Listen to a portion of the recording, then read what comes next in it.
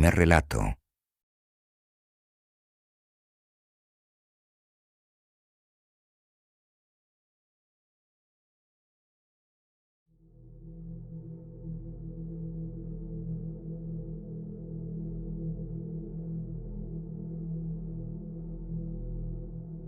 En el apacible pueblo de Ravensbrück, la noche siempre caía con un manto de tranquilidad engañosa. Sin embargo, lo que parecía ser una noche común de verano se tornó en el umbral de algo profundamente perturbador. La desaparición del joven Eric Donovan, hijo del respetado y adinerado doctor Richard Donovan, rompió la calma y desató una serie de eventos que revelaron una conspiración inimaginable. Eric, un joven de 17 años, había desaparecido sin dejar rastro en una noche oscura y sin luna. La policía de Ravensbrück pronto fue movilizada, y la búsqueda se convirtió en el centro de atención del pequeño pueblo. El doctor Donovan, conocido por sus contribuciones a la medicina y su influencia en la comunidad, estaba desesperado por encontrar a su hijo. La angustia se reflejaba en cada palabra que pronunciaba en los medios, y su sufrimiento parecía genuino. Sin embargo, lo que nadie sabía era que la desaparición de Eric era solo el principio de una historia mucho más siniestra. La policía encontró el primer indicio de algo extraño cuando, después de varias semanas de búsquedas infructuosas, un cuerpo fue hallado en un bosque cercano. El cuerpo estaba inidentificable, desfigurado por la descomposición y las circunstancias inusuales. Fue una sorpresa aún mayor cuando se confirmó que no era Eric, sino un hombre de unos 30 años sin identificación. Las preguntas se multiplicaron y las respuestas eran esquivas. Fue en este momento cuando las especulaciones comenzaron a girar y la comunidad empezó a murmurar sobre una posible conexión entre la desaparición de Eric y el misterioso cuerpo encontrado. La noticia atrajo la atención de periodistas y detectives privados, lo que llevó a una investigación más profunda. Sin embargo, las respuestas seguían sin aparecer, y el caso se volvió más oscuro a medida que pasaban los meses. Mientras tanto, una joven periodista, Laura Simmons, decidió investigar por su cuenta. Laura había sido compañera de Eric en el instituto y había sentido una necesidad personal de descubrir la verdad detrás de su desaparición. Se adentró en el caso con la esperanza de encontrar respuestas, pero pronto se dio cuenta de que estaba enredada en algo mucho más siniestro de lo que había imaginado. Laura descubrió que el doctor Donovan había estado involucrado en proyectos secretos financiados por una organización llamada El Consorcio. Los registros eran vagos y difíciles de rastrear, pero Laura descubrió que el consorcio había estado involucrado en investigaciones médicas y experimentos poco éticos. La organización tenía una reputación nebulosa y muchos la consideraban una especie de mito urbano. Con cada pista que Laura desenterraba, el misterio se volvía más enrevesado. Investigando en los archivos del hospital de Ravensbrück, descubrió una serie de informes sobre sujetos de prueba que habían desaparecido bajo circunstancias misteriosas. La información apuntaba a experimentos de control mental y manipulación genética, realizados en secreto y ocultos a la vista del público. Laura encontró una serie de documentos que revelaban que el doctor Donovan era uno de los principales investigadores en estos experimentos. La preocupación se apoderó de ella cuando descubrió que Eric había estado involucrado en uno de estos estudios como sujeto de prueba. El joven había sido reclutado sin su conocimiento, y el objetivo del experimento era manipular la percepción de la realidad mediante técnicas avanzadas. Con esta revelación, Laura entendió que la desaparición de Eric no era un caso aislado. sino parte de una conspiración más grande. Decidida a exponer la verdad, Laura decidió confrontar al doctor Donovan. La entrevista se llevó a cabo en la mansión familiar, un lugar imponente que ocultaba secretos oscuros. Laura llegó con pruebas suficientes para cuestionar al doctor Donovan, pero lo que descubrió fue aún más perturbador. Durante la entrevista, el doctor Donovan, al principio desconcertado, pronto mostró signos de desesperación y angustia. Su comportamiento se volvió errático y sus respuestas evasivas. Laura sintió que estaba a punto de descubrir algo crucial cuando el doctor Donovan, en un acceso de furia, reveló que había algo mucho más siniestro detrás del experimento. En un momento de vulnerabilidad, el doctor Donovan admitió que Eric no había sido el único sujeto. Los experimentos habían creado una red de individuos manipulados, algunos de los cuales eran conscientes de sus circunstancias y otros completamente ajenos. Estos sujetos se habían convertido en piezas clave de una red de control social diseñada para manipular la opinión pública y dirigir eventos globales desde las sombras. El doctor Donovan se convirtió en una fuente de información crucial para Laura, quien grabó sus confesiones en secreto. Sin embargo, cuando Laura estaba a punto de publicar la historia, su investigación se vio abruptamente interrumpida. Un grupo desconocido, que Laura pronto identificó como miembros de El Consorcio, la secuestró y la llevó a una instalación secreta. La instalación estaba oculta en lo profundo del bosque, lejos de los ojos curiosos. En el centro de esta instalación, Laura descubrió una serie de celdas, cada una ocupada por individuos aparentemente normales, pero con comportamientos y habilidades extraordinarias. Estos sujetos estaban sometidos a condiciones inhumanas y eran utilizados para experimentar con técnicas de control mental y manipulación. La conexión entre estos sujetos y el misterioso cuerpo encontrado en el bosque se hizo clara cuando Laura se dio cuenta de que el cuerpo desfigurado pertenecía a uno de los sujetos que había escapado y había sido capturado por la organización. Laura encontró en la instalación una red de conexiones que la llevó a un sorprendente descubrimiento. El consorcio había estado manipulando eventos globales durante décadas, utilizando a estos sujetos para influir en decisiones políticas, económicas y sociales.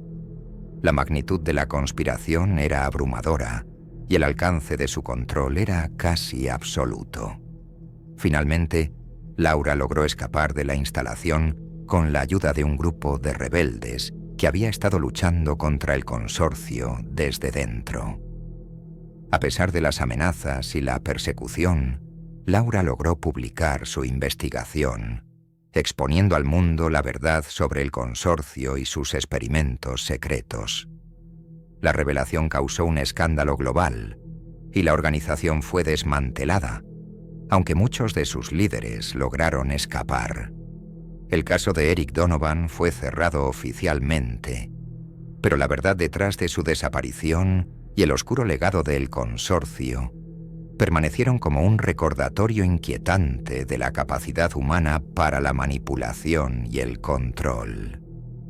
Laura Simmons se convirtió en una figura clave en la lucha contra el poder corrupto, pero nunca pudo deshacer completamente el daño causado. En las profundidades de Ravensbrück, donde las sombras aún ocultan secretos, el nombre de Eric Donovan y la conspiración que se desató en su desaparición se convirtieron en una advertencia de que, incluso en los lugares más tranquilos, la verdad puede ser más aterradora de lo que uno podría imaginar.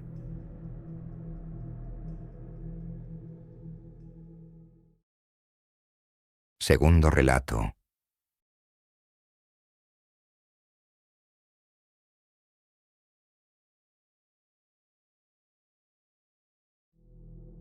En el corazón del Cairo, donde el desierto se encuentra con la ciudad moderna, el Museo de Antigüedades Egipcias era un santuario de tesoros antiguos.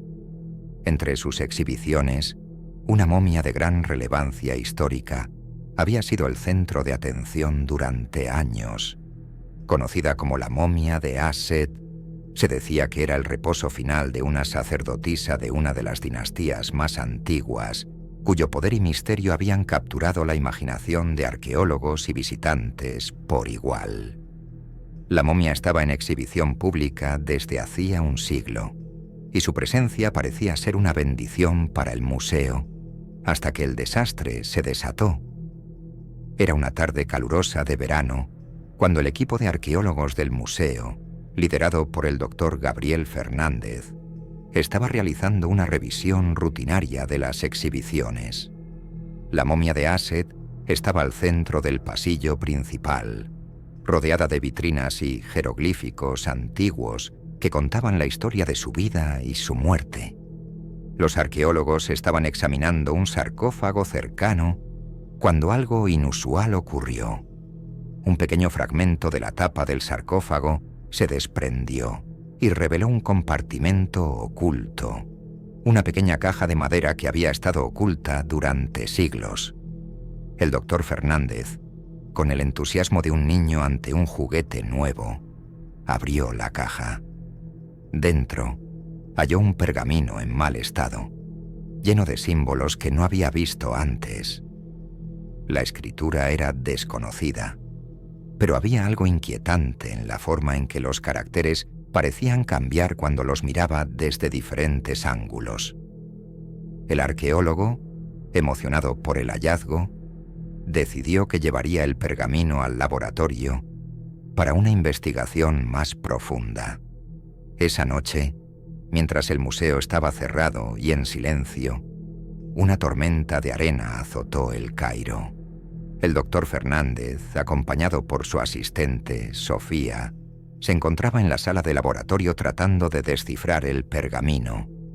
La tormenta golpeaba las ventanas del museo, y el sonido del viento era casi ensordecedor. Cuando lograron despejar parcialmente los caracteres, comenzaron a traducir. El texto hablaba de una maldición, una advertencia para aquellos que perturbaran el descanso de Aset. El sueño de la diosa debe ser respetado, o la furia de los antiguos será desatada, decía el pergamino. El doctor Fernández y Sofía se miraron con escepticismo. Después de todo, era una advertencia común en los textos antiguos, pero rara vez se cumplía. Decidieron seguir investigando, sin saber que habían desencadenado una cadena de eventos aterradores. Al día siguiente, el doctor Fernández y Sofía encontraron que una serie de eventos extraños comenzaron a ocurrir en el museo. Primero, varios objetos de la exhibición se encontraron rotos sin explicación aparente. Luego, el equipo de seguridad reportó fallos inexplicables en las cámaras y alarmas. La atmósfera en el museo se volvía cada vez más opresiva, y una sensación de inquietud parecía llenar el aire. Esa misma noche, mientras el museo estaba nuevamente cerrado, algo perturbador sucedió. Una figura oscura apareció en la sala donde estaba la momia de Aset. Nadie la vio, pero los informes de cámaras de seguridad inactivas y los alarmas de puertas que se abrían solas eran inquietantes. A la mañana siguiente, cuando los guardias llegaron, encontraron la vitrina de la momia rota y la momia misma desplazada de su lugar. La momia había sido retirada del sarcófago y sus vendas estaban desordenadas. Pero lo peor estaba por venir. Esa noche, el doctor Fernández tuvo un sueño aterrador.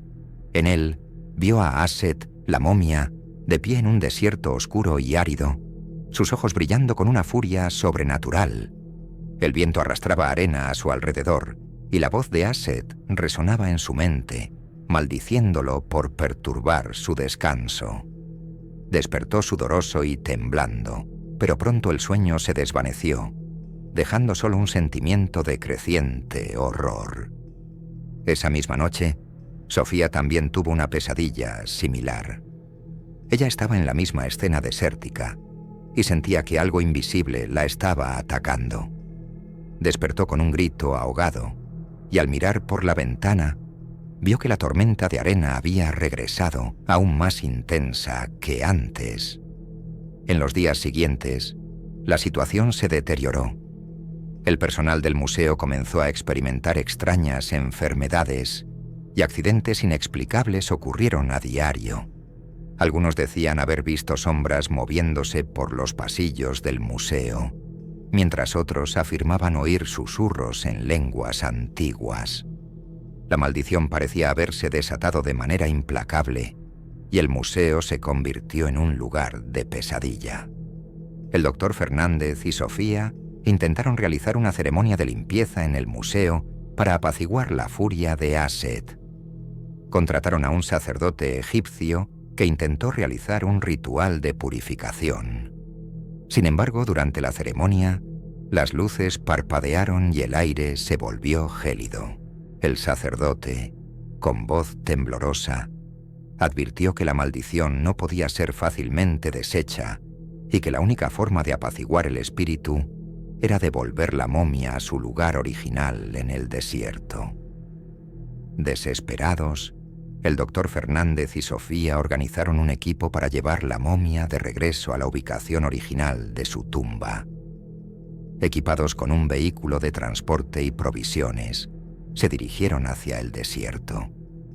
La tormenta de arena, ahora una tormenta casi sobrenatural, parecía seguirlos durante el viaje, intensificándose con cada kilómetro que avanzaban. Al llegar al sitio, un antiguo complejo de tumbas en el desierto, el grupo empezó a preparar el lugar para el regreso de la momia. Sin embargo, al comenzar el proceso de reenterramiento, una serie de eventos cataclísmicos comenzaron a ocurrir. El cielo se oscureció y el viento se convirtió en un torbellino furioso. El equipo luchó contra las fuerzas de la naturaleza mientras trataban de colocar la momia en el sarcófago restaurado.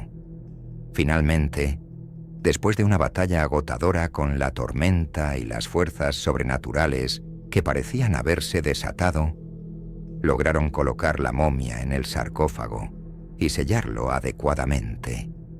La tormenta de arena comenzó a disiparse lentamente y una calma inusual descendió sobre el desierto. El doctor Fernández y Sofía, exhaustos pero aliviados, se retiraron, dejando la momia en su lugar de reposo final. A su regreso al museo, encontraron que la atmósfera se había calmado. Las enfermedades y accidentes inexplicables cesaron de inmediato, y el museo volvió a la normalidad. Sin embargo, el recuerdo de los eventos que habían ocurrido se mantuvo con ellos para siempre. Los arqueólogos entendieron que había aprendido una lección crucial sobre el respeto hacia los antiguos misterios y la historia que custodian.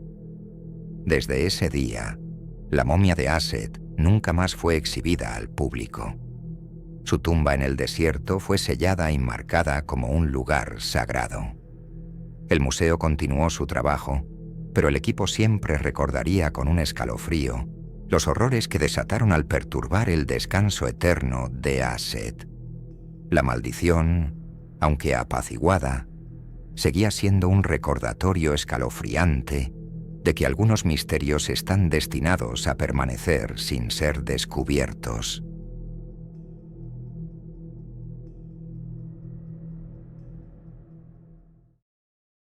Tercer relato.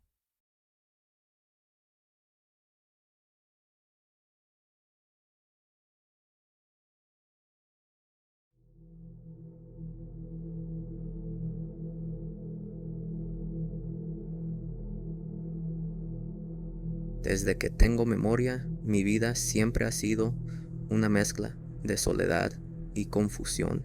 Crecí en una vieja casa en las afueras del pueblo, una reliquia de otro tiempo, con su estructura de madera crujiente y sus ventanas empañadas por el polvo. Mi madre murió cuando yo era un niño pequeño y mi padre, incapaz de lidiar con su dolor, se sumergió en el trabajo. Eso nos dejó a mí, con mi propio duelo, y a él con una indiferencia que se convirtió en una constante en nuestra relación.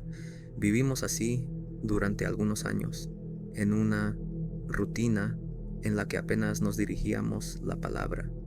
Yo iba al colegio, volvía a casa, comía en silencio y me encerraba en mi habitación a leer libros viejos que encontraba en la biblioteca de mi madre. Me aferraba a esos libros como si fueran mi única conexión con ella, con la vida que había tenido antes de que todo cambiara.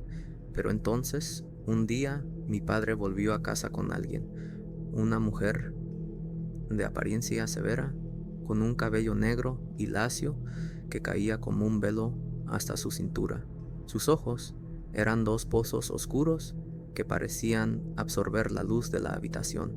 Me miró de una manera que me hizo estremecer, como si pudiera ver a través de mí, como si supiera algo que yo no sabía. Esta es Elena, mi nueva esposa, dijo mi padre sin emoción en la voz. Yo me quedé en silencio, incapaz de procesar lo que estaba sucediendo. No sabía que mi padre había estado viendo a alguien, y mucho menos que planeaba casarse, pero allí estaba, presentándome a mi nueva madrastra, una mujer que desde el primer momento me llenó de una inquietud que no podía explicar. Elena se instaló en la casa como si siempre hubiera estado allí. Trajo con ella una extraña colección de objetos que decoraron la casa con un aire de misterio. Había velas negras que siempre estaban encendidas en su habitación, frascos llenos de hierbas secas y cristales que colgaban de las ventanas, refractando la luz en extraños patrones en las paredes. Pero lo más perturbador era un espejo antiguo que colocó en el salón principal. Era un espejo grande con un marco de madera oscura tallado con símbolos que no reconocía. Cada vez que pasaba por delante de él sentía una extraña atracción, como si me llamara, como si algo en su superficie plateada se moviera. Al principio traté de ignorarlo. Intenté convencerme de que todo era producto de mi imaginación, de que estaba siendo paranoico por la llegada repentina de Elena a nuestras vidas.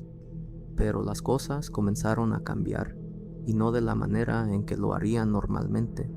Primero noté que mi padre se volvía cada vez más distante. Pasaba más tiempo fuera de casa, y cuando estaba en ella parecía distraído, como si su mente estuviera en otro lugar. Sus ojos se veían apagados, casi como si estuviera bajo un hechizo. Intenté hablar con él, preguntarle si estaba bien, pero sus respuestas eran vagas, como si ni siquiera me escuchara. Luego empezaron los sueños, sueños que no eran como cualquier otro, sino vívidos y llenos de una oscuridad que no podía comprender. En ellos veía a Elena de pie junto al espejo, murmurando palabras en un idioma desconocido. Su rostro estaba cubierto por una sombra y sus ojos brillaban con una luz antinatural. Me despertaba en medio de la noche, sudando y con el corazón acelerado, con la sensación de que algo estaba terriblemente mal. Una noche, después de otro de esos sueños perturbadores, decidí levantarme y caminar por la casa. Había algo en el aire, una sensación de que no estaba solo, aunque todos los demás estaban dormidos. Caminé por el pasillo, mis pasos resonando en el suelo de madera, y me detuve frente al espejo. Allí estaba, reflejando la oscuridad de la habitación, pero había algo más en su superficie. Me acerqué, sintiendo una atracción inexplicable, y cuando estuve lo suficientemente cerca, vi mi reflejo, pero no era yo. El rostro en el espejo era el mío, pero distorsionado, como si algo lo estuviera retorciendo desde dentro. Mis ojos eran más oscuros, casi negros, y una sonrisa macabra se extendía por mi rostro. Di un paso atrás, asustado, pero mis pies parecían pegados al suelo. El reflejo me miró fijamente, y entonces escuché una voz baja y susurrante que provenía de lo más profundo del espejo. «Ella te está observando», dijo la voz. «Ella sabe lo que temes». Me quedé helado, incapaz de moverme o de apartar la mirada. Sentí que algo invisible me envolvía, una presencia fría y oscura que emanaba del espejo.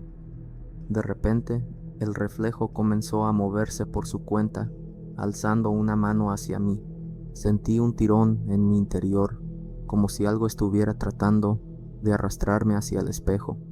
Luché con todas mis fuerzas para apartarme y finalmente, con un esfuerzo monumental, logré romper el contacto visual y retrocedí, tropezando y cayendo al suelo. Respiraba con dificultad, el miedo apoderándose de mí, y cuando miré de nuevo hacia el espejo, mi reflejo había vuelto a la normalidad. Pero la sensación de maldad permanecía como una sombra que se había infiltrado en mi mente. No podía quedarme allí. Me levanté rápidamente y corrí de regreso a mi habitación, cerrando la puerta detrás de mí. Me arropé en la cama, temblando, mientras trataba de comprender lo que había visto. Sabía que no podía contárselo a mi padre. Él estaba tan atrapado en su propio mundo que no me creería. Y Elena, la idea de hablar con ella me horrorizaba. Durante los siguientes días traté de evitar el espejo y a Elena, pero ella parecía saber que algo había cambiado. Me observaba con esos ojos oscuros y penetrantes, una media sonrisa en sus labios que nunca llegaba a sus ojos. Sentía su presencia a mi alrededor, como si me acechara, esperando el momento oportuno. No podía soportarlo más. Decidí investigar. Había algo en la casa, algo que no era natural, y sabía que tenía que encontrar la verdad.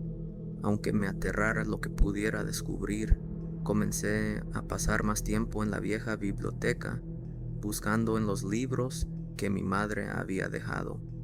Muchos de ellos eran volúmenes antiguos, con páginas amarillentas y cubiertas gastadas. Fue en uno de esos libros donde encontré una referencia a lo que podría estar ocurriendo. El libro hablaba de brujería, de antiguos rituales y maldiciones. Mientras leía, un sudor frío comenzó a correr por mi espalda. Había una sección sobre espejos, descritos como portales entre nuestro mundo y otros, lugares donde entidades podían cruzar si se les daba la oportunidad. Los espejos podían ser utilizados para atrapar almas, para manipular y dominar a las personas, y en manos de alguien con el conocimiento adecuado podían convertirse en armas mortales. El corazón me latía con fuerza en el pecho. ¿Era posible que Elena hubiera hecho algo así? ¿Que estuviera usando el espejo para controlarnos, para hacernos daño? La idea era aterradora, pero no podía ignorar lo que había visto y sentido. Esa noche decidí que tenía que enfrentarla. No podía seguir viviendo con ese miedo, con la sensación de que algo oscuro se cernía sobre mí. Esperé a que mi padre se fuera a dormir y, con el corazón palpitando de ansiedad, me dirigí a la habitación de Elena. La puerta estaba entreabierta y una luz tenue emanaba del interior. Respiré hondo y empujé la puerta, entrando con cautela. Elena estaba allí, de pie junto al espejo, tal como la había visto en mis sueños. Estaba murmurando algo en voz baja, y su mano estaba extendida hacia el espejo, como si estuviera acariciando la superficie. «¿Qué estás haciendo?». Mi voz temblaba, pero logré mantenerme firme. Elena se giró lentamente y me miró con esos ojos oscuros y profundos. Una sonrisa se dibujó en su rostro, una sonrisa que no tenía calidez, solo frialdad. «Sabía que vendrías», dijo. Su voz era suave, casi hipnótica. «Siempre supe que no podrías resistir la llamada». ¿Qué eres?, pregunté retrocediendo un paso. ¿Qué has hecho? No soy más que un instrumento, un conducto para fuerzas que no puedes comprender. Su sonrisa se ensanchó, revelando dientes afilados como cuchillas. Tu madre era débil, no podía protegerte, pero yo te mostraré el verdadero poder. Sentí un escalofrío recorrer mi cuerpo. Algo en sus palabras hizo que mi mente se tambaleara, como si una puerta se hubiera abierto en mi interior, dejando entrar una oscuridad indescriptible. Intenté moverme, pero mis pies estaban pegados al suelo, como si algo invisible me retuviera. Elena levantó una mano y comenzó a recitar un extraño cántico. Las palabras eran incomprensibles, pero resonaban en mi cabeza, haciéndome sentir mareado. El espejo empezó a brillar con una luz pálida y enferma, y en su superficie comenzaron a aparecer sombras, moviéndose como si tuvieran vida propia. Tu alma será la ofrenda, dijo Elena, su voz aumentando en intensidad, y el espejo te reclamará. Luché con todas mis fuerzas para romper el control que ejercía sobre mí, pero era inútil. Sentí que algo me arrastraba hacia el espejo, como si mi propio reflejo estuviera tratando de tirar de mí.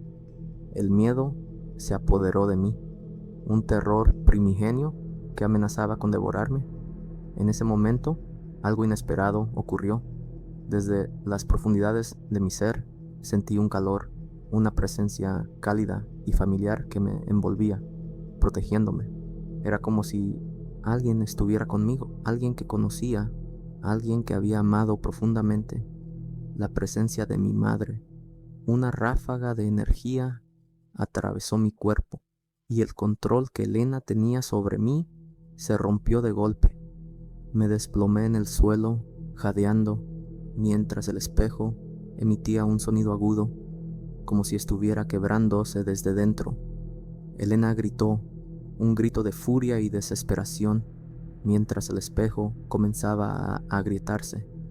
La luz en la habitación parpadeó y las sombras en el espejo se retorcieron violentamente, como si estuvieran tratando de escapar. Con un último grito, el espejo explotó, enviando fragmentos de cristal por toda la habitación. Me cubrí la cara con las manos, esperando el impacto, pero nada me alcanzó. Cuando levanté la vista, Elena estaba arrodillada en el suelo, con una expresión de horror en su rostro. La oscuridad en la habitación comenzó a desvanecerse, y las velas se apagaron una a una. Me puse de pie, tambaleándome, y miré a Elena. Ya no parecía la misma. Su rostro estaba pálido, y sus ojos, antes tan llenos de poder, ahora reflejaban miedo. Intentó levantarse, pero no podía. Tu madre te protegió, dijo con una voz apenas audible. Maldita sea, no pude. Se desplomó en el suelo y su cuerpo comenzó a disolverse, como si se estuviera convirtiendo en polvo. Observé con asombro mientras desaparecía, dejando atrás solo una mancha oscura en la alfombra. El espejo estaba destrozado, pero el aire en la habitación se sentía más ligero, como si una gran carga hubiera sido levantada. Salí de la habitación, sintiéndome agotado, pero aliviado. Sabía que lo que había sucedido era real, y aunque no entendía completamente lo que había pasado, tenía la certeza de que la presencia de mi madre había sido lo que me había salvado. Esa noche dormí por primera vez en semanas sin tener pesadillas. Al día siguiente, mi padre parecía más despierto, más presente, como si una niebla hubiera sido levantada de su mente. Nunca hablé con él sobre lo que sucedió, y la casa, aunque todavía vieja y crujiente, ya no parecía tan opresiva. A medida que pasaban los días, las cosas volvieron a la normalidad, pero una parte de mí siempre se preguntó si todo fue real o si había sido solo una pesadilla prolongada. Pero cada vez que pienso en el espejo, en la voz susurrante y en el rostro distorsionado que vi, sé que la respuesta está más allá de la comprensión ordinaria. Elena nunca fue mencionada de nuevo, ni por mí ni por mi padre. Era como si hubiera sido borrada de nuestra memoria, un mal sueño que se desvaneció con la luz del día. Pero en lo más profundo de mi ser sé que fue real, y aunque el espejo ya no existe, todavía puedo sentir su sombra en algún rincón oscuro de mi mente, un recordatorio de que hay cosas en este mundo que es mejor no desenterrar